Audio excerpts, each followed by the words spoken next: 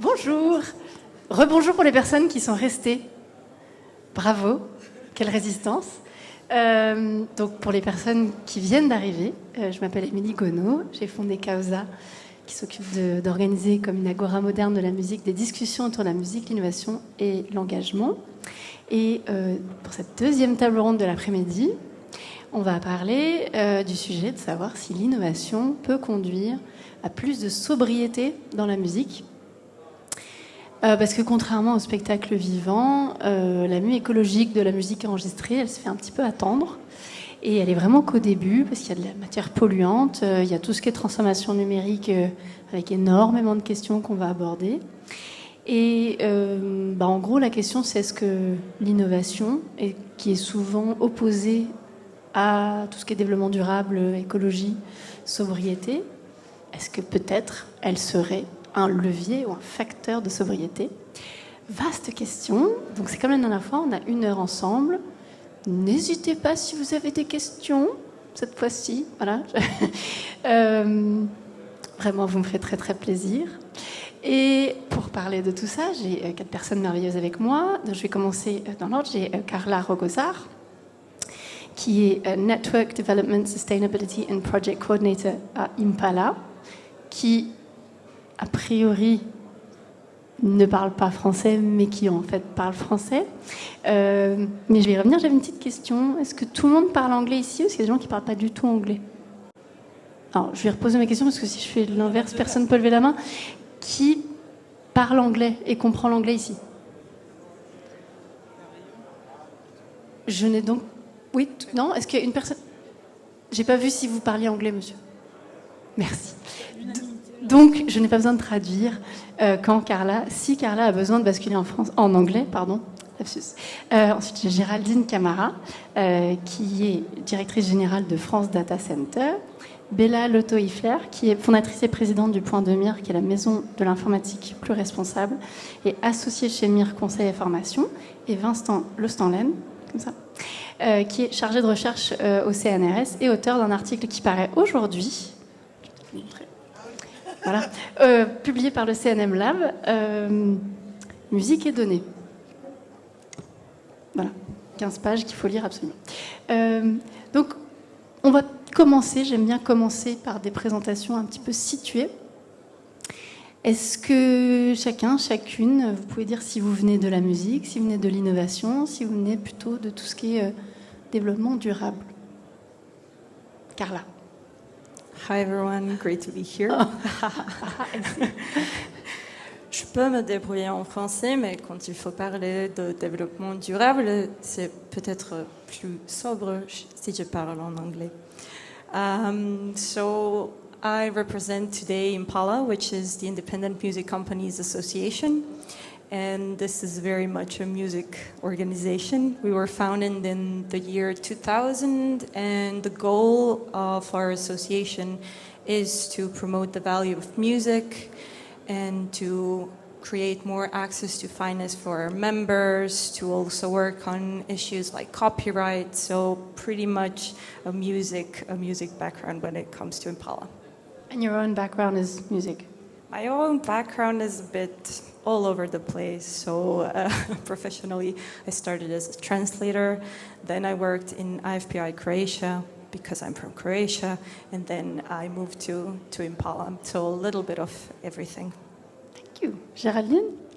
Oui, bonjour à tous. Donc Géraldine Camara, je suis déléguée générale de France Data Center. Moi, je n'ai aucune expérience dans la culture ou dans la musique, si ce n'est à titre personnel, mais voilà. Donc effectivement, j'ai commencé ma carrière sur des sujets effectivement de développement durable. Ensuite, j'ai fait une dizaine d'années dans la coopération internationale. Et avant donc mes fonctions à France Data Center, je travaillais au Conseil économique, social et environnemental. En fait, j'étais la collaboratrice d'élus qui représentaient des entreprises coopératives. Et en fait, donc, le Conseil économique, social et environnemental a énormément travaillé sur les questions de transition économique et de transition numérique, donc double transition. Et donc, ce sont ces sujets-là qui m'ont amené finalement au sujet du numérique. Je me suis dit, voilà, il faut quand même comprendre ce qui se passe actuellement. Ça évolue très vite, tout ce qui est intelligence artificielle, numérique, il faut que je me mette dedans. Donc d'où ce poste que j'ai pris donc effectivement il y a 3 ans chez France Data Center, donc qui est une association loi 1901 pour décrire en quelques mots, donc qui a été créée en 2008 sous un autre nom mais qui s'est structurée depuis 2017, en même temps finalement que ce secteur qui est quand même relativement nouveau. Donc nous avons dans l'association à peu près 90 membres, donc des entreprises qui sont issues de l'ensemble de la chaîne de valeur du data center, donc tout l'écosystème du data center. Donc on a des entreprises qui conçoivent, qui construisent, et qui exploitent et qui opèrent les data centers en France. Donc on a des grandes entreprises, des plus petites entreprises, on a des noms connus, pas connus. On a également donc des adhérents internationaux et d'autres qui sont en région. En fait, pour la petite anecdote, on a un adhérent qui est pas très loin d'ici. Donc on a déjà fait un événement à Lille l'an dernier. Donc voilà, il y a des data centers un peu partout. Et donc voilà, donc pour citer quelques noms, on a dans l'association OVH, AWS, des startups. On a aussi, alors c'est plus du B2B, mais des leaders mondiaux comme Equinix, Digital Realty, Data4. Donc pour la construction, on a des Schneider Electric, des Vinci, des Bouygues, Eiffage, voilà, ce genre d'entreprises. Et puis comme je disais, des entreprises plus petites, plus régionales. Et peut-être pour préciser aussi, donc effectivement c'est un écosystème qui est relativement récent. Et on compte à peu près, alors c'est toujours pareil dans notre secteur qui est assez confidentiel, on n'aime pas trop donner données très précises, mais quand même, pour les ordres de grandeur, on a 250 data centers commerciaux en France et environ 5000 salles informatiques, qui sont donc en fait la partie pas forcément visible du numérique, qui est un peu méconnue en raison effectivement des activités, mais qui est essentielle. En fait, on dit souvent que sans data center, il n'y a pas de numérique. Et donc pas d'économie, pas tout ce qu'il y a derrière. Donc c'est un domaine qui n'est pas forcément très connu, mais qui est absolument indispensable. Donc voilà en quelques mots sur nos activités. Et juste pour préciser pour les gens qui ne savent pas ce que c'est qu'un data center. Oui, très bonne question. Excellente question. Non, effectivement, en fait, un data center, c'est là aussi où c'est un petit peu compliqué d'expliquer. Donc on est en fait effectivement un maillon de la chaîne du numérique. On travaille avec d'autres associations qui représentent les logiciels, qui représentent les infrastructures, les réseaux. Et on travaille aussi avec les startups. Mais donc, un data center, c'est à la confluence entre le bâtiment, l'énergie et l'informatique. Voilà, donc un data center, c'est une infrastructure, un bâtiment en fait, où vous allez trouver des serveurs, mais aussi des groupes froids, des groupes électrogènes. Et c'est un bâtiment qui est extrêmement sécurisé. Alors il y a différents niveaux de sécurisation, effectivement. Tout dépend aussi de la sensibilité des données. Et effectivement, il y a tout un ensemble de spécificités qui fait que on ne peut pas implanter un data center n'importe où. Il faut de l'alimentation électrique, il faut de la connectivité. Donc effectivement, un secteur qui n'est pas très connu, mais on en parlera peut-être après, qu'il devient de plus en plus et qui est de plus en plus intégré dans les questions de transition écologique. Merci. Béla ? Alors, bonjour à tous et à toutes. Donc moi, Béla Lotto-Ifler, je suis... alors, pour répondre à la question des trois... D'où est-ce que tu viens, de quelle origine ? Moi, je vais cocher les 3 cases. Alors, c'est pas pour crâner, c'est juste que c'est une réalité. La première, c'est que moi, j'étais dans un premier temps compositeur-arrangeur et ingénieur du son pendant une quinzaine d'années. À l'issue de ces années-là, je me suis arrêtée relativement brutalement pour des questions d'accidents qui peuvent arriver. Et ensuite, je me suis recyclée, donc on est déjà là dans la transition. Là. Je me suis recyclée enfin, j'ai fait des études refait des études tardivement dans le développement durable, donc à Paris-Dauphine. Et ensuite, donc développement durable, je coche. Et puis, non, c'était pour élargir ma culture que j'estimais ne pas assez bonne sur le sujet. Et puis la troisième case qui est la plus importante, parce que c'est celle avec laquelle je vis, c'est la case numérique responsable, donc ex-Green IT. Je baigne dans ce truc-là depuis une douzaine d'années. J'ai suivi les travaux pionniers, dont Eco-Info d'ailleurs, dont on parlera plus tard évidemment avec Vincent. Mais grosso modo, je fais donc des formations actuellement pour le compte de l'agence Lucie, qui délivre, je ne sais pas si vous connaissez, mais qui délivre le label numérique responsable à des organisations. Donc c'est un label organisation qui vaut ce qu'il vaut, mais en tout cas, cette agence Elle le mérite porte. d'exister, ouais. Voilà, c'est un début en tout cas. Et puis, je fais un certain nombre d'interventions comme celle de cet après-midi, mais plein d'autres.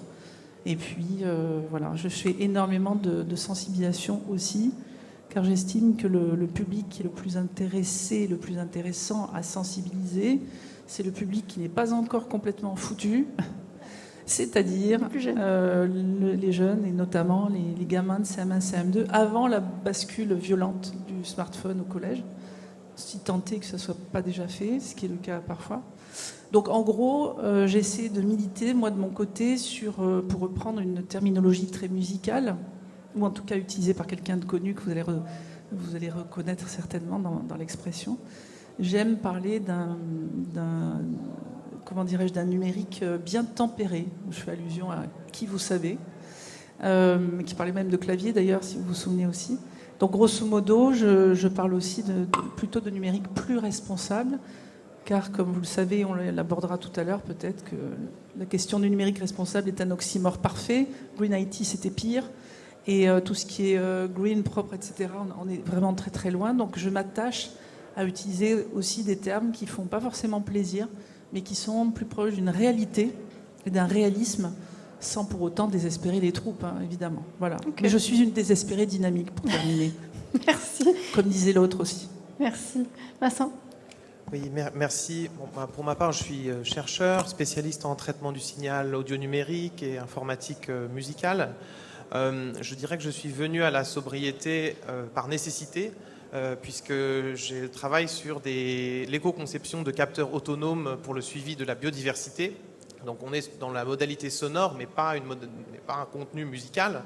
Donc j'ai travaillé à des capteurs alimentés par panneaux solaires, sans batterie, conçus de façon durable, sobre, en tout cas avec plutôt moins de matière et plus de durabilité. Et donc c'est comme ça que j'ai rejoint un groupe de recherche à l'échelle nationale au CNRS qui s'appelle Eco-Info pour une informatique durable. Et donc, chemin faisant, j'ai commencé à me documenter sur la question et à en faire un de mes axes de recherche à titre personnel. Merci, c'est bien, là on situe bien. Si on devait, parce qu'on va parler de sobriété, si vous avez une définition de la sobriété personnelle, une métaphore, ou... Do you want me to say that? Did you understand? Yeah. Do you want to start? Sure. I mean, in a couple of words, I guess sustainability is the ability to support or maintain a certain activity over a long period of time, if you put it in the most broad of terms. And then it depends on the industry how you want to explain it. It could be a responsible way of engaging, and also I guess we need to define the long-term part as well. Qui voulait compléter? Peut-être, oui, effectivement. C'est pas forcément un mot qu'on utilise très très souvent. On utilise plutôt le mot efficacité énergétique notamment. Mais oui, pour nous, la sobriété, c'est effectivement répondre aux attentes, aux demandes. Voilà, on a régulièrement des chiffres sur la croissance des données. C'est quand même assez impressionnant. C'est mon président qui parle de 180 zeta-octets d'ici à 2025. Alors, des zeta-octets, j'ai regardé encore tout à l'heure, c'est 10 puissance 21 octets, quelque chose comme ça. Enfin, voilà, donc c'est... Par quoi? Par an, par mois, par personne? Ce sera le volume de données en 2025, visiblement. Donc, il y a vraiment une croissance exponentielle des données dans le monde, pardon. Effectivement, dans le monde. Donc, effectivement, il y a une croissance du cloud, il y a une croissance du nombre de données. Donc, heureusement... En tout cas, sur la partie data center, la consommation énergétique est complètement découplée de ça, et bien heureusement. Mais effectivement, donc nous, en tant que filière, on se doit de répondre à cette demande d'hébergement de données, tout en étant effectivement extrêmement efficient en matière d'énergie et aussi d'eau. C'est un autre sujet qui revient.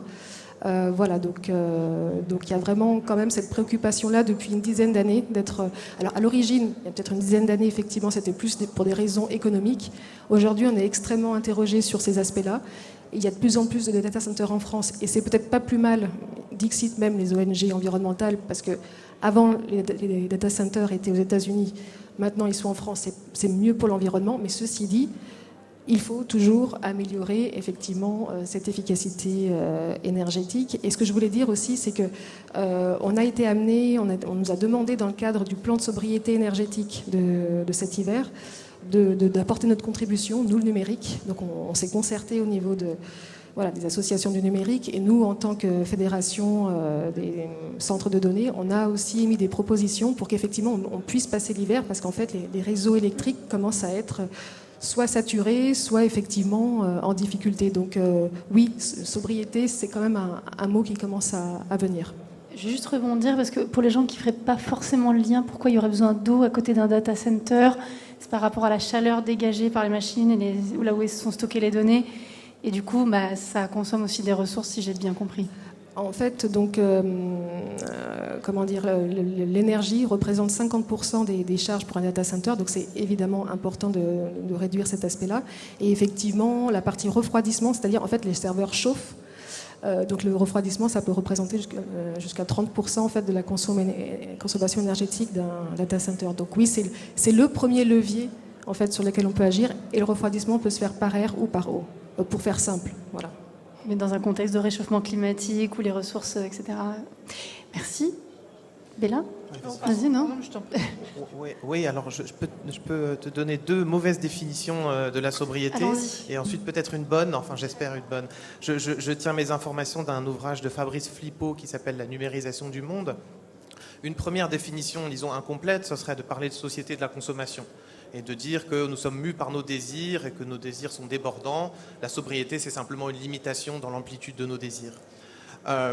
La deuxième définition qui serait incomplète ou insatisfaisante, c'est celle qui se concentrerait sur la création de faux besoins, en se disant « Oh là là, nous en bas, on est obligé de répondre à ces faux besoins qui nous viennent d'en haut, mais si seulement on prenait le pouvoir, on serait libéré. » Malheureusement, il est probable que ça ne soit pas aussi simple que ça. Maintenant, une définition peut-être préférable, ce serait de dire la sobriété, c'est une certaine résistance au verrouillage des architectures de choix. Notre mode de vie est verrouillé d'une certaine manière, à la fois sur le plan matériel, on pourrait parler du macrosystème technique matériel, et sur le plan idéal, on pourrait parler d'économie de l'attention. Merci. Béla ? Alors moi, comme j'adore, je suis une très grande admiratrice de Fabrice Flippo, j'abonde pleinement dans le sens notamment sur le livre que Vincent a cité, qui est formidable. Moi, je fais partie de celles et ceux qui n'utilisent pas le terme. Comme ça, tu as un panel Parfait. énorme, dans le sens où je trouve ça particulièrement réducteur et inéquitable. C'est-à-dire qu'en fait, inéquitable, c'est pas trop le terme, mais en tout cas, ça parle d'équité ou d'inéquité. C'est réducteur dans le sens où je préfère largement sustainability, ou en tout cas durabilité. Le terme, en fait, sustainable, voilà, la durabilité, la soutenabilité, je trouve ça encore mieux. Et mieux encore, si on a envie, si on est courageux, et si on est un peu large d'esprit, etc. La responsabilité, je trouve ça formidable. Parce que c'est pas une punition d'être responsable. Il y en a beaucoup parmi beaucoup de nos responsables sont des irresponsables. Clairement, on le dira jamais assez. Mais par contre, quand on est responsable, par exemple, de ses enfants, c'est vachement beau. Je trouve que c'est magnifique. Oui, en général, on l'a choisi, quoique. Mais disons que c'est une formidable aventure d'être responsable de quelqu'un ou de quelqu'un qu'on aime, etc. Donc, du coup, j'aime cet adjectif-là. Et puis, ça permet effectivement de se dire que c'est pas qu'une question écologique et que la durabilité, c'est une question de fond et d'ensemble. À quoi ça servirait d'avoir un monde super propre si on était malheureux dessus? Ça, il y a plein de gens qui l'ont dit, beaucoup mieux que moi d'ailleurs, mais moi je le simplifie là, pour aujourd'hui. Et je vois pas qu'est-ce qu'on pourrait faire si on est malheureux sur une planète qui est clean. Ça n'a aucun sens, aucun intérêt. Donc je pense que déjà, voilà, on est responsable, mais au sens vraiment d'appréhension intelligente des choses et sensible, surtout au niveau sensible. Et autre chose, pour la sobriété, juste pour terminer là-dessus, moi j'étais un peu fâchée contre le terme, par rapport au terme sobriété énergétique en particulier. Pourquoi ? Parce que, alors certes c'est quantitatif et ça veut dire quelque chose de très précis, on est bien d'accord, mais par contre d'un point de vue politique c'est extrêmement choquant, parce que socialement on n'est absolument pas les mêmes, comme vous le savez. Et je trouve que parler de sobriété énergétique à tout le monde de la même façon, il y a vraiment un sujet, un vrai souci, et ça fait fi de toute fracture sociale, etc. Donc je pense que c'est vraiment inadapté, quoi. Mais voilà, en gros, mais de toute façon, c'est très intéressant, je trouve, de discuter des mots, parce que c'est tout l'enjeu. Et du coup, alors, ce qui est intéressant, c'est que dans ce que vous dites tous et toutes, c'est deux choses. Enfin, la première, c'est que finalement, la sobriété, pour l'instant, elle est vécue comme une contrainte, alors qu'en fait, elle devrait être une démarche, ou la responsabilité. Et que par rapport à ce que tu disais, Bella, tu disais en fait, parce qu'il y a un slogan de Musique des Classes Emergency France et en UK, enfin monde, qui dit No music on a dead planet. Mais visiblement, c'est like no fun on a clean planet non plus de ce que tu dis. Donc après, ce qui nous amène aussi à, je pense, pour finir de poser un peu l'état des choses, notamment par rapport à la musique enregistrée qui est quand même très spécifique. Est-ce que vous aviez peut-être 2-3 chiffres ou sobre maximum par personne pour un peu poser le problème de l'écologie et de la durabilité, mais dans la musique enregistrée. Maybe I can take this. So a little bit of backstory before I give the numbers, well, the percentages. Last year, we started our own bespoke carbon calculator at Impala, which is free and available to all our members. We have around 6,000 members in 31 European countries, so it's really a representative sample that we have. And just today, we released our first carbon calculator report. It's not a full report, it's the first year, so we only have a limited number of users, but it did allow us to come to some conclusions and to extract some numbers, or in this case, percentages. Perfect timing. Perfect timing for Perfect today. timing. Amazing. Thank Yes, you we so waited much. just for today. So the three numbers that I'm going to highlight is 76%. So this is the overall average percentage of all carbon emissions per record label that comes from manufacturing. Manufacturing, like physical products. Physical products. It's 76%. And out of this percentage, 3/4 of that represents vinyl manufacturing. Okay, donc si on résume, le vinyle est la principale source d'impact carbone dans la musique enregistrée et qui représente les 3/4 Yes. de l'impact carbone, et ces 3/4 desquels ils sont pris viennent de la fabrication physique. That's it. Okay. Number 2 is 15%. 15, 1-5 counts. So that represents the physical distribution of all products, and that's the second largest hotspot for our members. So you mean like donc pardon, je vais le dire en français. Donc ça veut dire le transport, Oui. la livraison, le stockage, Oui. et la Les distribution produits des produits physiques. Yes. CD, vinyle, cassettes. Yes, cassettes are also making a Merchandise? comeback apparently. Et du merchandise, CDs. c'est la The merchandise, yeah, that's included. So physical products, merchandise is also Donc, included. It's t-shirt, also textile. included in the manufacturing part, but it's not so big as the other parts. And number 3, 9%, is the operations, business travel. When it comes to refurbishing offices, energy consumption, so that's 9%. So number 1, 76% is manufacturing. Okay, thank you. Okay, thank you. Moi j'en ai, Bella. Allez-y. On peut faire en ordre. Alors moi j'aimerais bien donner les chiffres de... Moi j'aime bien toujours soulever effectivement la matérialité, parce qu'on est vraiment dans l'embarras sur la question de...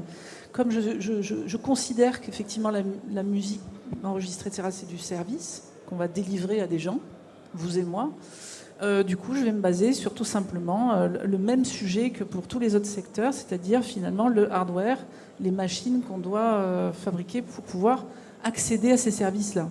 Par conséquent, je vais donner 3 chiffres. Bon, les 2/3, 3/4, c'est de la triche, c'est un double. Non, vous acceptez. Hein. 2/3, 3/4, donc des impacts environnementaux dus à la extraction-fabrication. Toujours Je dans parle la fabrication bien de... physique. Ouais, complètement. Fabrication physique, des terminaux qu'on va utiliser pour streamer, pour écouter, pour faire des trucs, pour créer, etc. D'autre part, donc ça, je parle bien des impacts environnementaux et pas simplement l'empreinte carbone. Je précise bien parce que souvent il y a une confusion. Le deuxième chiffre que j'aime bien dire, c'est $2. Waouh, $2, c'est ce que va gagner l'assembleur chez Foxconn qui va fabriquer notamment des machines dont je tairai les noms, qui sont connues, qui coûtent un peu plus qu'un SMIC et qui sont plutôt bien faits, mais extrêmement violemment fabriqués. Et le troisième chiffre, c'est 40 000. 40 000, c'est le nombre d'enfants qui nous livrent péniblement, je dis bien des enfants, qui nous livrent péniblement le cobalt et autres minerais pour pouvoir fabriquer nos appareils, nos petits terminaux et autres. Donc voilà mes chiffres. Merci. Charlie ? Oui, j'ai des chiffres, mais qui du coup sont cohérents avec les vôtres, donc il me semble, hein, c'est pas mal. Non, effectivement, donc pour rebondir sur ce que tu disais, les chiffres. Alors moi, j'ai des chiffres au niveau du numérique. Hein, j'ai pas forcément de chiffres par rapport à la musique, mais effectivement, l'étude ADEME-ARCEP, quand on parle beaucoup, qui entend plusieurs volets en plus, qui est sortie en plusieurs fois, donc ces derniers mois, indique bien que l'empreinte carbone du numérique, c'est 80% la fabrication et 20% les usages. Donc c'est quand même un ordre de grandeur qu'il faut quand même, je pense, avoir. Un autre chiffre que je donnerais, c'est effectivement la consommation énergétique du numérique. Donc c'est 10%. Peut-être à mettre en relation avec, je crois que c'est 37 ou 40% pour tout ce qui est résidentiel. Je dis ça parce que par rapport à cet hiver, en fait, finalement, réduire son chauffage, ça a un impact très rapide et assez conséquent quand même sur la totalité. Et dans les 10%, en fait, c'est à peu près 2 à 3% pour la partie data center. Donc là aussi, 2 à 3%, c'est pas non plus... il faut remettre les choses aussi en perspective. Et du coup, ça me permet de rebondir sur un autre chiffre qui est un chiffre qui est issu d'une étude à l'origine du Sénat et qui a donné lieu ensuite à la loi sur la réduction de l'empreinte environnementale du numérique, qui est que l'empreinte carbone du numérique est répartie de la façon suivante. C'est 5% les réseaux, 16% la partie data center et donc à peu près 80% les terminaux. Donc les terminaux, c'est tout le monde. C'est les smartphones, c'est les smart TV, c'est les ordinateurs, les tablettes, voilà. En fait, c'est vraiment là qu'a le plus fort impact. Je pense que c'est important d'avoir cet ordre de grandeur. Voilà. Après, mes collègues de l'AFNUM qui regroupent effectivement ces acteurs-là ont pas mal de travail, mais ils ont bien travaillé parce que j'en parlerai peut-être tout à l'heure, mais effectivement, il y a une feuille de route décarbonation du numérique qui devrait être publiée en juin, peut-être en septembre, et qui nous a énormément mobilisés ces derniers mois. Voilà, j'en parlerai peut-être plus tard, mais c'est assez énorme quand même. Okay. Il y a une prise de conscience vraiment massive ces dernières années. Moi, quand je suis arrivée il y a 3 ans, il y avait une réglementation qui était en discussion en France, quelques initiatives volontaires. Maintenant, il y en a une demi-douzaine en France et une demi-douzaine au niveau européen. Donc, c'est quand même un impact. Oui. En tout cas, au niveau de la réglementation, c'est assez important. Vincent. Oui, merci. Je donnerai un seul chiffre. D'abord, je rejoins le constat de Béla sur les enjeux humains et sociaux qui sont très importants. Il y a aussi un enjeu planétaire sur le plan biogéochimique. En fait, on ne se rend pas forcément compte du fait que pour construire du matériel de pointe, il faut d'abord extraire des minerais. Et donc, le chiffre que je vais donner, c'est 40. 40, c'est le ratio entre la quantité de matière déplacée quand on extrait un minerai pour le numérique et le poids, ou la masse plus exactement, des objets de pointe que nous achetons.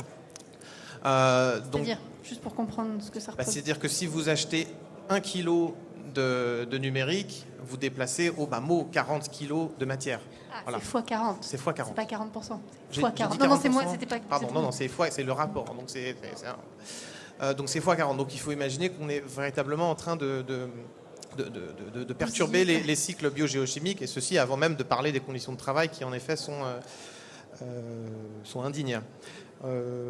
Bon, alors peut-être pour parler spécifiquement de la musique numérique, je peux vous donner quelques éléments chimiques du tableau périodique des éléments. Vous avez sans doute entendu parler des terres rares.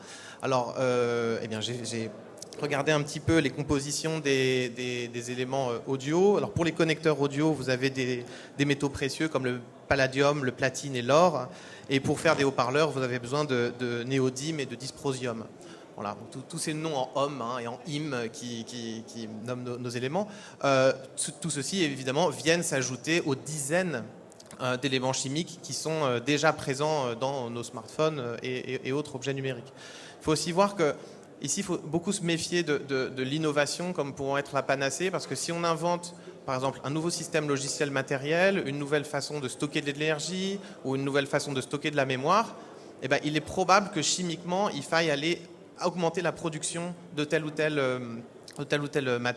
minerai et que simplement la production ne suive pas. Donc indépendamment de notre bon vouloir politique, la réactivité du secteur minier étant finalement assez faible, et il n'est pas certain qu'on arrive à, comme ça, complètement transformer une technologie en peu de temps. Il va vraiment y avoir une limite planétaire au niveau, au niveau matériel, au niveau minier. Ouais. Qui est censé... Est-ce qu'on a des dates ?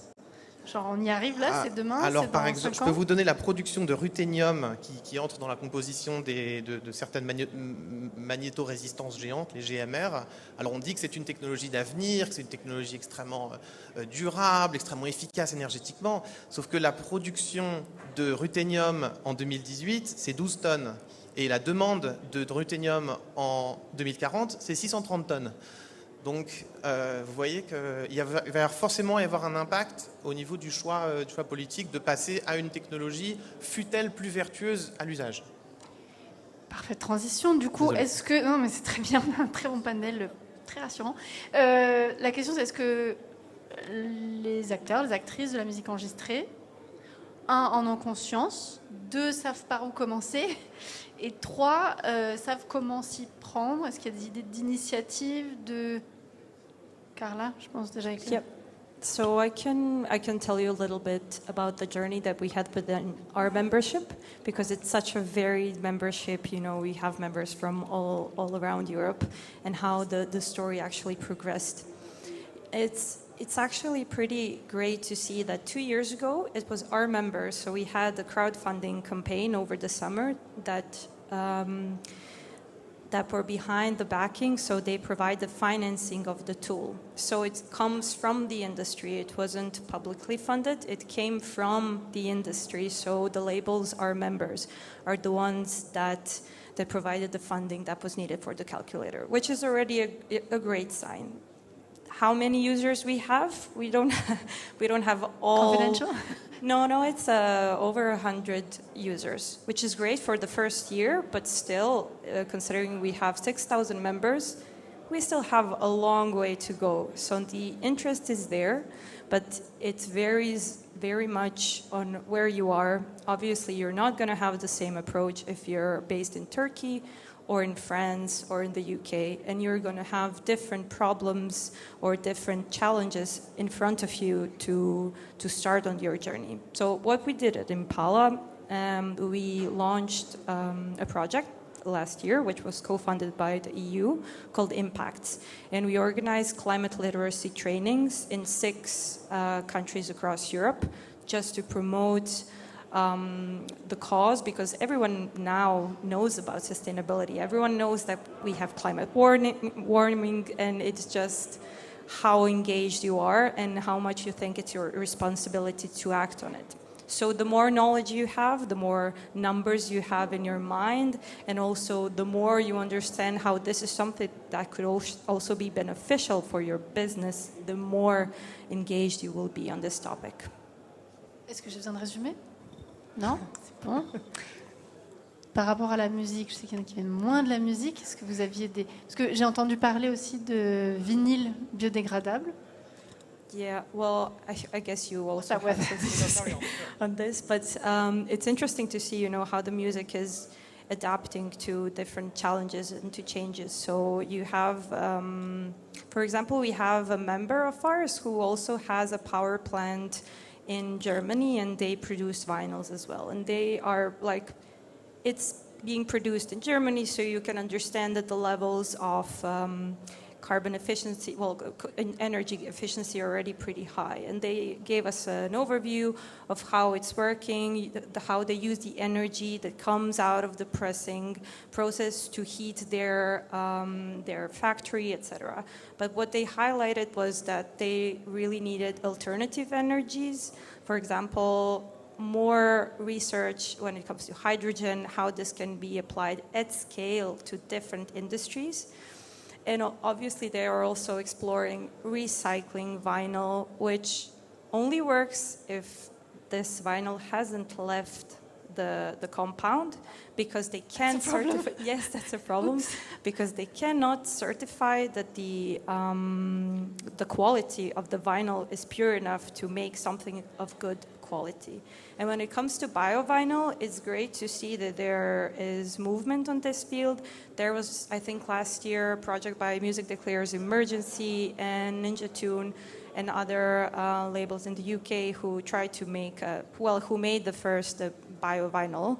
But it's, I think, still in the research stages. The quality and durability of these products are still a bit questionable. But it's great that this is in everyone's mind, and I think it's exciting to see how this develops. Est-ce qu'il y a d'autres initiatives dont Vincent? Non, il y en a. Non, il y a. Ok, on est bien barré. Alors moi, il n'y a plus de cassettes, plus trop de cassettes, donc il n'y a pas trop de plastique et de bandes analogiques. C'est vrai qu'on a souvent dit, au moins, il y a plus de numérique, donc il y a moins de physique, donc on est sauvé. Sauf que pas vraiment. Est-ce que sur l'impact du streaming, l'impact, est-ce que c'est même possible que ce soit le secteur de la musique enregistrée qui prenne le lead sur la sobriété énergétique et carbone sur le streaming, ou est-ce qu'en fait ça se joue ailleurs? Ouais. Vincent? Alors, avant qu'on parle du streaming, j'aimerais juste dire un mot sur les supports physiques. Je ne connais pas la réponse des acteurs de la musique, mais en se penchant sur les données qui sont des données ouvertes de la RIAA, de l'association américaine, Recording Industry Association of America, quelque chose comme ça, on a vraiment toutes les ventes de disques, format par format. Et donc, on connaît le poids en grammes de chaque format, et on fait une petite multiplication et une addition, et on arrive à un poids en tonnes. Donc ça, c'est une démarche qu'a fait un scientifique qui s'appelle Kyle Devine dans un livre qui n'est pas encore traduit en français, qui s'appelle Decomposed, Political Ecology of Music.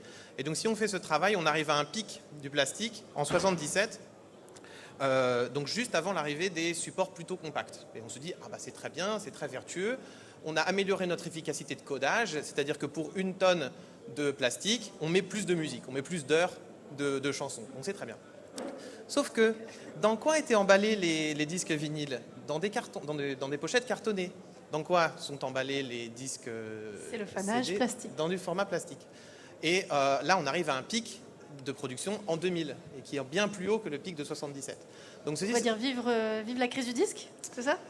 Non, je provoque. Je me garderai de tout jugement de valeur. Je veux juste dire que là, on est sur un cas typique de ce qu'on appelle un paradoxe de Jevons. C'est-à-dire qu'on a une innovation technologique. Il y a des ingénieurs, des chercheurs, des chercheuses qui ont dit on a inventé une nouvelle manière d'écouter la musique, de la transmettre. Et regardez, elle est vertueuse en termes d'efficacité de codage rapportée à la masse de plastique sur le format. Seulement l'industrie, au lieu d'exploiter cette efficacité de codage pour faire de la sobriété, s'en est servi pour faire des emballages qui étaient plus polluants. Voilà. Donc je trouve que c'est une histoire qui doit... on a un regard historique rétrospectif dessus, donc on peut un petit peu en tirer le bilan. Et je pense que ça doit nous mettre en alerte. Il faut chercher les termes cachés de l'équation, les termes cachés dans la transition numérique. Géraldine, tu voulais rebondir? Oui, juste pour rebondir, parce qu'effectivement, donc moi je ne connais pas très bien l'industrie de la musique, mais effectivement ce que j'entends, c'est un petit peu ce que j'entends dans d'autres secteurs, c'est au manque de données déjà objectives, de méthodologies aussi partagées. Nous souvent dans le data center on dit oui, mais il faudrait faire des analyses de cycle de vie aussi pour qu'on ait vraiment une idée complète. Alors c'est vrai que parfois on a peut-être l'impression de peut-être pas forcément avancer, mais c'est vrai qu'il faut qu'on ait quand même ces informations globales, ces données aussi, et ces retours précis, parce que sinon on ne peut pas vraiment avancer. Donc voilà. Après, peut-être juste dire aussi qu'effectivement, dans le cadre de la feuille de route décarbonation du numérique, il y avait un groupe de travail qui a été monté spécifiquement sur le secteur du numérique et pas dans d'autres comme l'industrie ou la métallurgie ou d'autres, qui était comment le numérique peut aussi éventuellement, c'était sous forme de question, contribuer à décarboner aussi l'économie. Et je crois que ça a été assez compliqué leur groupe de travail parce que effectivement, savoir dans l'agriculture, dans d'autres secteurs, l'industrie, les bâtiments, comment est-ce que concrètement ça peut... On manque de données en fait, on pressent que peut-être ça peut un peu contribuer à, mais voilà, on en est encore un petit peu là et je pense qu'il faut qu'effectivement peut-être que l'ADEME, des régulateurs nous aident un petit peu dans tout ça parce qu'il y a différentes méthodologies, parce que voilà, il faut tester aussi les méthodes. On a aussi un référentiel qui a été développé par l'ADEME sur le data center et le cloud, mais il faut le tester, il faut l'ajuster, il faut aussi harmoniser les méthodes au niveau européen. Ça aussi, c'est un message qu'on fait souvent passer parce que sinon, en fait, ça fonctionne pas. Puis on compare des choses pas comparables. Exactement, c'est donc, ça. en gros, le message que vous dites, mais Bella, je pense, va abonder dans ce sens-là, sans vouloir présumer de ce que tu vas dire, mais qu'en fait, il faut vraiment faire attention aux solutions court-termistes et aux fausses bonnes idées. Oui, fausses bonnes idées et une approche un peu par le petit bout de la lorgnette. Alors, sans faire de jeu de mots un peu facile, parce que tu as parlé de Jevons, mais je sais pas, c'est ce qu'on appelle l'effet rebond, en fait, pour les gens qui sont moins savants que toi. Et donc, ces effets rebonds, on les a vraiment, c'est des boomerangs qu'on a en pleine gueule systématiquement sur tout, en fait, parce qu'on n'arrive pas à penser à tout, et surtout, on n'en a pas envie. On n'a pas envie d'anticiper. Ça, c'était juste une petite chose à part. La deuxième, c'est ce que tu as évoqué sur la feuille de route de décarbonation de notre gouvernement. Pour moi, c'est très symbolique. Alors, j'ai eu la chance de participer au lancement du haut comité. Au conseil voilà. numérique responsable. En automne, c'est ça, c'était en novembre. Ouais, c'était fin septembre, un truc comme ça. Pardon. Et je trouvais ça tout à fait intéressant, en même temps totalement insuffisant. Pourquoi ? Et je trouve que c'est symbolique. Alors après, j'ai suivi un certain nombre de GT aussi, d'un groupe de travail qui ont été faits donc, de différents sous-secteurs. Alors j'ai pas pu assister à tout parce que c'est impossible. Il y a trop de réunions, c'est un truc chronophage à fond. Ouais, oui. Mais c'est tout à fait intéressant pour pouvoir se faire des conclusions, notamment sur effectivement la problématique de la méthodologie, etc. Et tu as raison d'avoir reparlé d'analyse de cycle de vie, de méthodo, etc. Et c'est vrai que l'ADEME, l'ARCEP, tout ça font des choses très importantes et intéressantes. Mais pour en venir à ma petite critique, parce que j'ai un sens critique un peu développé là-dessus, c'est qu'on est toujours sur finalement une primauté à la décarbonation, c'est-à-dire à l'empreinte carbone. Et ça, moi, ça me désole. Donc, je me voici à nouveau désolée avec vous aujourd'hui. C'est qu'on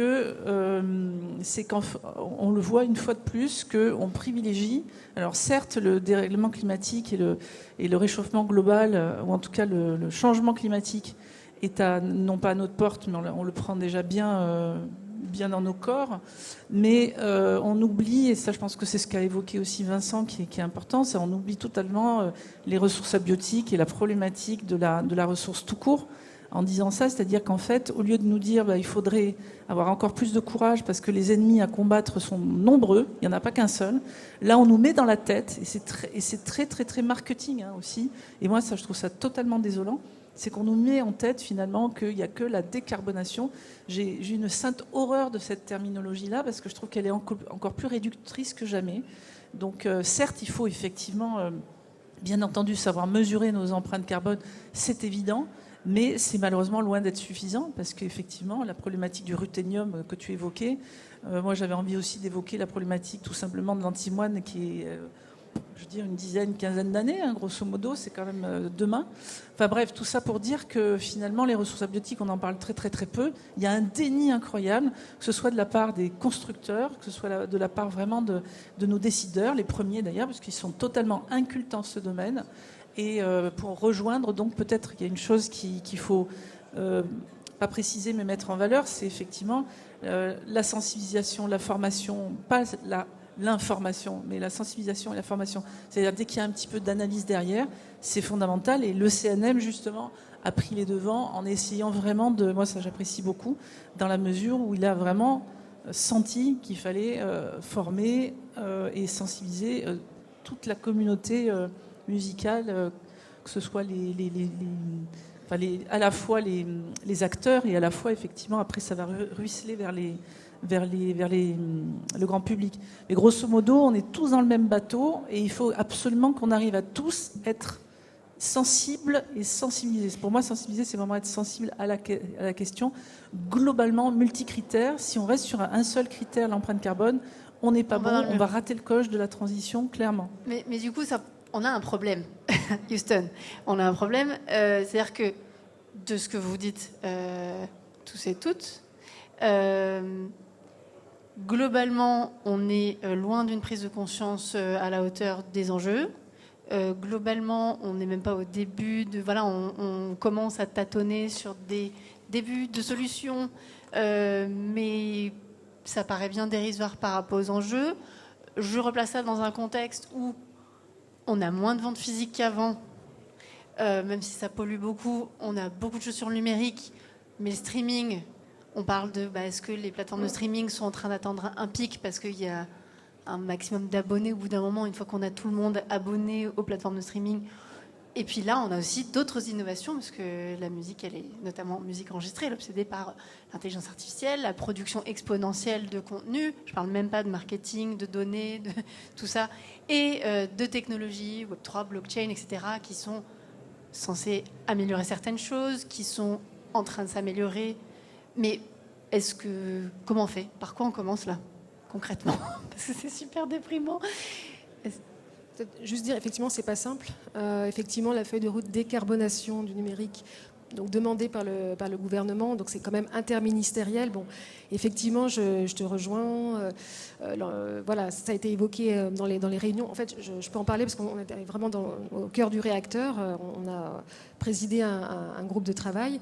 Effectivement, le fait de prendre en compte aussi les ressources, les autres ressources, et pas seulement l'aspect carbone ou énergie, ça a été évoqué à plusieurs reprises. Peut-être juste, c'est pas pour défendre forcément la feuille de route décarbonation du numérique, mais quand même, c'est quand même quelque chose qui a été mis en place. Alors certes, un petit peu en silo avec un groupe de travail terminaux, un groupe de travail data center et cloud, un autre sur les réseaux, un autre sur les usages et un dernier, comme je disais, sur la contribution du numérique à la décarbonation de l'économie. Qu'est-ce que je vais dire? Oui, donc voilà, c'est quand même quelque chose qui a permis, je pense, pour la première fois, sauf erreur de ma part, de réunir beaucoup d'acteurs autour de la table. Ça n'a pas forcément toujours été facile, hein, parce que voilà, avec des ONG, des chercheurs, des ceci, des cela, des adhérents, des pas adhérents. Enfin voilà, il a fallu quand même qu'on rédige quelque chose. Oui, un petit peu. Et puis c'est très bien. Ils ont challengé, c'était très bien aussi. Après, il faut aussi avoir la compétence technique. On vient très vite à des choses. On l'a peut-être pas encore dit, mais les sujets environnementaux, au fait, c'est très vite, très technique. Donc voilà, il faut quand même savoir bien de quoi on parle. Mais je pense quand même, voilà, bon, sauf erreur de ma part et que ça sorte pas, mais on arrive quand même à un total d'à peu près 200 pages de propositions bien travaillées. Nous, sur la partie data center, on a 50 pages de propositions, on a 6 leviers. On a essayé, en fait, c'est vrai, je ne pense pas que ça résolve tout, ça c'est clair. En plus, il y a des sujets qui sont sociétaux. Enfin, on a essayé, je pense, tous, avec nos groupes de travail, d'avoir des propositions réalistes, concrètes, immédiatement applicables et de réfléchir à ce qui avait un impact certain. C'est sûr qu'effectivement, il y a d'innovations, par exemple sur la partie refroidissement dont je parlais tout à l'heure. Mais effectivement, on n'a pas dit qu'il fallait forcément aller là-dessus parce qu'on ne connaît pas tous les impacts. Oui, ça permet de réduire de 10 à 30% la consommation énergétique, mais est-ce qu'en termes de consommation d'eau ou d'autres choses, voilà. Donc on n'a pas forcément dit qu'il fallait aller vers telle ou telle technologie. On a simplement relevé quelques leviers qui nous semblaient les plus facilement activables. Ouais. On a aussi une fiche sur l'économie circulaire. Je pense que quand même réutiliser des friches industrielles, dépolluer des terrains plutôt que d'utiliser des terrains vierges, ça c'est quand même intéressant. Enfin, je pense, sauf erreur de ma part. Enfin, voilà, on a essayé de faire des choses concrètes. Dans la musique enregistrée, c'est vrai que les gens ont conscience de ça. Donc il y a effectivement en plus des groupes, musique des classes d'emergency, entre autres, Art Vivant en France, il y en a beaucoup qui se mobilisent. Mais c'est vrai que c'est comment on crée cette connexion entre des propositions et justement, c'est les usages et les mises en pratique. Carla, je pense que tu voulais dire quelque chose. Yeah, it was more about how we approach the new technologies and how we approach that. Well, basically, we will have NFTs, we will have Web3. It's not something that can be stopped. So it's not that we can. Yeah, we can just say no, don't use this. It's bad. Like it's obvious in all other fronts when it comes to music that it has the power, to be one step ahead of the curve because it's in the entertainment business, so you need to have always something fresh to be innovative. So it's part of the game. It's just a matter of how you approach this. Like, for example, in our groups, we have a digital group, we have a streaming group, we have Metaverse Web3 group. In each of these groups, we have a sustainability representative. So someone who's there to think about these things when we think about new technologies. And this is, and use their voice to speak up on these things. And this is something that I think is the greatest value of music, because one, music industry is not the most polluting industry, but it does have However, it is polluting. it is polluting, yes. But its greatest power lies in the ability to reach people, to reach multiple audiences that you cannot reach sometimes with political discourses or, you know, laws. Obviously, you can influence people with laws, but you have the ability to talk to people and to make them more aware of the problems that you have. And as a record label, you can talk to your artists to make them aware why it would be maybe good to use the train when you travel somewhere, or why, you know, you don't use plastic jewel cases.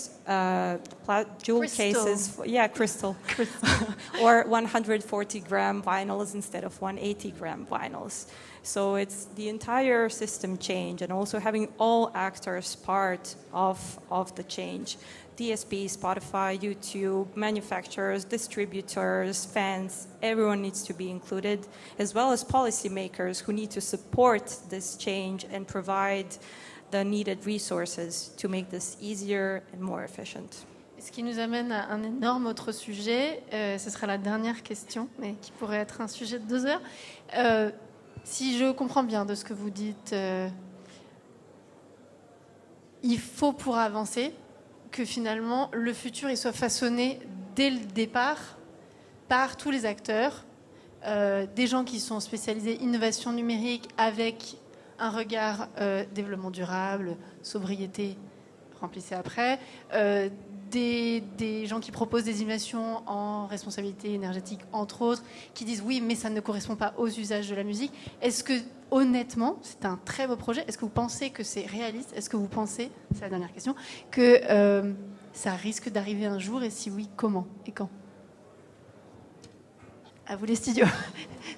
Je ne sais pas si... Moi, je ne peux pas répondre à cette question, c'est impossible. Par contre, j'ai envie de soulever un petit truc, si tu le permets, mais peut-être que c'est intégré là-dedans, je ne sais pas. Peut-être que je suis hors sujet. Mais j'ai envie d'intégrer dans la question de la numérisation ou de la digitalisation, si vous préférez. On ne se pose pas souvent la question de l'histoire de la qualité. Alors moi, en tant qu'ancienne musicienne, j'étais extrêmement choquée et profondément violentée par le MP3 à l'époque. Je ne sais pas si vous en souvenez. Et j'ai écrit un bouquin à la suite par colère. J'ai écrit en 2002 un bouquin pas que sur le MP3, mais presque, qui était le son sur le web chez Duno, etc. Parce que je voulais essayer de comprendre cette espèce d'atrocité, c'est-à-dire le fait qu'on finalement on se déleste de 9/10 de la valeur, et qu'on avait une espèce de truc genre cabine téléphonique en plein océan. Et glou, glou, glou, quoi, en gros. Hein. Et en fait, on a élevé toute une génération de personnes. Je pense à mes enfants, par exemple, qui ont une vingtaine d'années, hein, en gros. Eux, ils sont nés avec le MP3 128 kilobits par seconde, pour être très précise. Et c'est vraiment dégueulasse, quoi.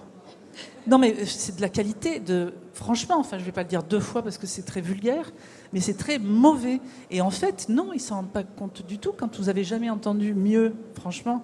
Et en fait, je trouve que dans la numérisation, il y a aussi une question. Moi, j'ai découvert en 2002, quand j'ai réfléchi un peu à ça, quand je me suis arrêtée sur la question, j'ai découvert enfin une espèce d'évidence, de réalité qui était qu'on avait vraiment choisi la quantité au détriment de la qualité. Et ça, pour moi, c'était le début de la fin. Alors après, on ne pouvait penser que c'était de l'innovation, parce qu'effectivement, on pouvait mettre plein de trucs dans le même tuyau, super cool, etc. Mais c'était carrément crade. Alors, quel est l'intérêt de revenir à zéro? Moi, j'ai eu vraiment la sensation de partir, de revenir, voilà, c'est comme si on était en stéréo, qu'on nous disait, bah tiens, le mono, ça serait pas mal parce que ça prend moins de place. Vous imaginez le truc, quoi, la régression incroyable. Alors, avec l'âge que je vois à peu près qu'il peut y avoir au niveau de l'audience, vous avez tous vécu ça. Moi, je l'ai vécu comme vous, exactement, effectivement avec un esprit un peu labo dans ma tête, c'est-à-dire que je faisais des tas de comparaisons, des différents types de MP3, etc., en tout cas de type de compression. Et je suis très, très, très inquiète, parce qu'évidemment, maintenant, on va plus vers la qualité à nouveau. Oui, on revient vers la qualité, mais du coup, avec effectivement des dommages environnementaux qui sont plus importants. Donc en fait, on s'est privé pendant 20 ans, grosso modo, de plein de trucs, en allant carrément à reculons, sous prétexte d'avoir de la quantité, vous voyez le lapsus, et en même temps. Donc moi, je m'interroge vraiment sur les choix que l'on fait, et les choix profondément artistiques. Enfin, je veux dire, entendre du son qui est bon, c'est fondamental pour un artiste. Enfin, je veux Mais dire, là, c'est pas à vous que je vais le dire. On est en train de rentrer sur un autre sujet, Oui, qui mais sera l'ouverture, et c'est très, donc très finalement, ça parle de musique. Enfin, Mais je veux on est dire, d'accord. c'est ça, quoi. Et moi, je ne comprends pas qu'on puisse totalement sacrifier la qualité pour la quantité. Pour moi, ça passe pas. Donc j'étais un peu hors sujet. Non, bon. mais c'est lié Bon, à la conclusion, voilà. effectivement, Ok. que dans la sobriété, c'est une forme d'innovation. Ah, est-ce que quelqu'un voulait rajouter quelque chose ou... Oui, moi Vincent. je peux rajouter quelque chose. Je suis peut-être un petit peu moins pessimiste que toi. Tant Bon, mieux, d'abord, je ne peux pas faire de prospective politique, mais ce qu'on sait, c'est que les Français se déclarent insuffisamment informés de l'impact du numérique sur la crise environnementale. Autrement dit, ils aimeraient être plus informés. Localement, alors c'est anecdotique, mais mes étudiantes et mes étudiants à l'école centrale de Nantes sont très demandeurs de nouvelles formes d'innovation qui ne soient pas forcément dans l'invention géniale, le fameux Eureka, comme ça, du savant qui se dit allez, on va faire du passé table rase et apporter une nouvelle technologie, un nouveau format. Aujourd'hui, une grande part de l'innovation, ça va vouloir dire lutter contre une forme d'obsolescence technique. Ça va vouloir dire faire des formes de maintenance, de réparabilité qui sont plus simples. Donc je pense qu'on va continuer à innover, on va simplement innover différemment et dans des directions différentes. Maintenant, juste une petite chose sur disons le mode de vie et l'architecture de streaming. Bon, d'abord, le streaming est un support physique pour la musique numérique. Il est matérialisé dans des câbles, dans des antennes relais, dans des data centers. Et donc, il ne s'agit pas d'opposer tellement les supports physiques individuels versus le streaming que de dire que oui, le CD, c'est écotoxique, c'est de la résine de polycarbonate et l'Agence environnementale européenne a dit que c'était une substance hautement dangereuse pour l'humain avec un temps de dégradation naturelle d'1 million d'années. Voilà. Donc je ne suis absolument pas passéiste ou rétrograde. Maintenant, pour ce qui est de l'architecture numérique actuelle, je pense que nous nous berçons depuis une quinzaine d'années d'une certaine utopie, d'une musique qui, sinon maintenant, plus tard, pourrait être disponible intégralement, tout de suite, partout et tout le temps. Et je pense qu'il est urgent de renoncer à cette utopie. Donc on est parfait, vous êtes en train de dire Voilà. la même chose et on va conclure là-dessus, Ok. puisque malheureusement on va se faire dégager. Ok. Mais merci beaucoup. Et non, je pense que tout le monde se rejoint sur ces conclusions-là.